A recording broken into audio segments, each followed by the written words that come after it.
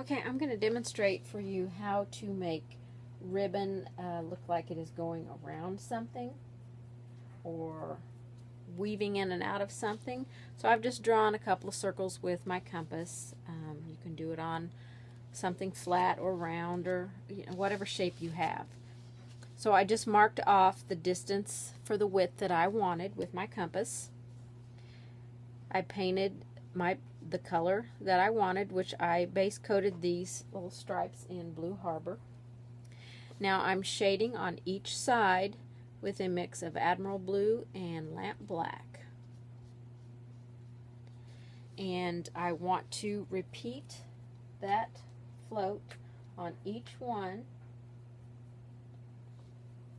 You're just adding a tiny bit of black in with that. I've already shaded these three here, so these are the three I'm going to complete for you. So I'm just shading. I need water.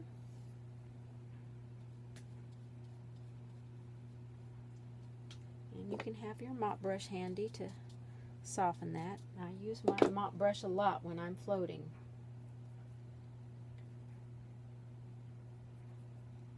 I also have drops of water on my palette so I can pick up water easily and quickly on that water edge of my brush. So I want to shade this twice because I want it to look like it is going underneath something.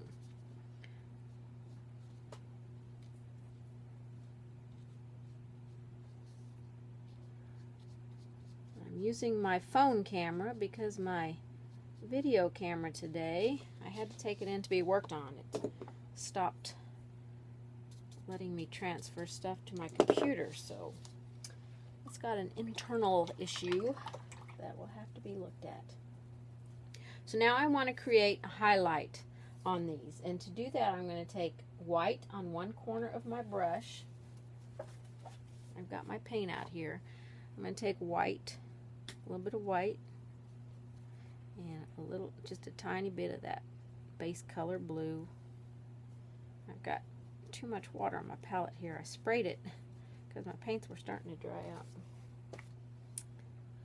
Okay, now I want to create the highlight in the center. And this is a 1/2 inch flat, and I think for demonstration purposes I can use that size, but for you guys I'm going to go to a smaller brush. I'm going to go to a 10 flat. And you want to make sure you have a good flat brush.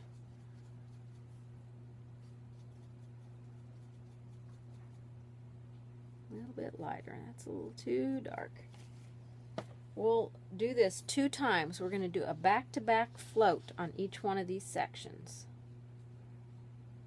So we'll do a little float down the center. I'm going to soften that. I'm just mopping in the water edge. I know it looks like I'm doing the whole thing, but I'm kind of tilting that one edge up on the paint side. Okay, each one of these will get that color down the center, that white with just a little bit of your base color, just a tiny bit.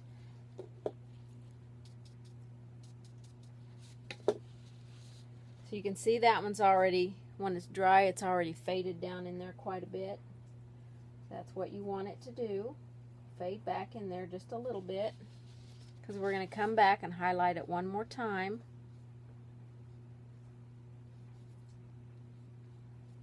A little bit more water.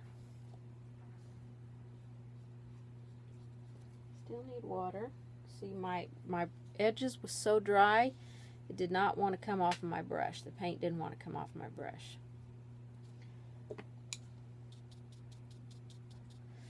And I'm painting just on paper here, so that is requiring me to use a little bit more water. Now I just wiped the paint out of my brush to get that mix off of my brush. And now I'm just getting straight white. And we're going to do this again. Still dry. Painting on paper is an adjustment. Now I've got paint all the way across my brush there. I don't want that. I want this highlight to stay That's a little hard line there. Don't want that either. I'm just showing you all the mistakes on this one. How to fix them. Okay, we're going to go beside this. We're not going out as far as we did with that first float. We want to keep this a little more concentrated right in the center.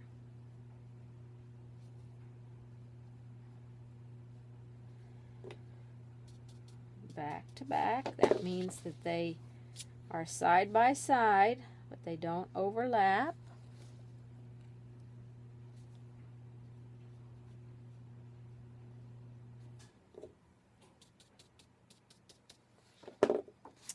And there you have your ribbon going around, in and through, however you'd like it to be.